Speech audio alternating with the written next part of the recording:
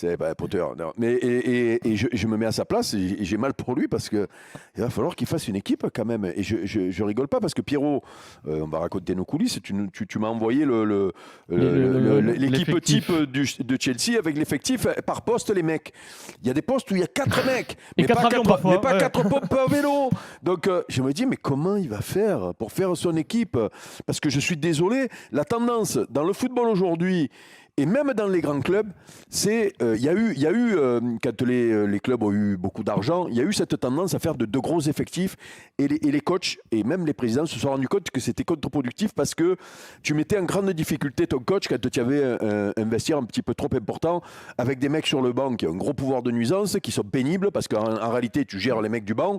Donc quand tu en as 5, ça va, quand tu en as 10, c'est compliqué, alors quand tu en as 20. Et donc je me dis, mais comment ils vont faire? Et c'est pour ça que, à la limite, et c'est ça qui est bien, tu regarderas qu'un club qui a beaucoup d'argent et qui travaille mal, et Chelsea ces derniers temps, c'est un peu le cas parce qu'on regarde, ils sont au milieu de tableau. Ils vont peut-être pas faire de coupe d'Europe cette année. C'est-à-dire qu'ils vont à Dortmund. Hein, de quoi? Il n'a pas trop le choix. Il a eu des soucis. Ouais, il n'a pas trop eu le choix. Il valait mieux pour lui. Mais heureusement qu'il n'y a que 11 mecs sur le terrain et que quand tu as trop de concurrence, à un moment donné, ça peut jouer contre toi. Donc l'histoire des milliards et des millions. Bon, ben Vincent, il a fait son truc. Là, bon, moi, j'ai pas tout compris, mais ça avait l'air bien parce que les milliardaires qui parlent de millions, moi, je trouve que c'est bien.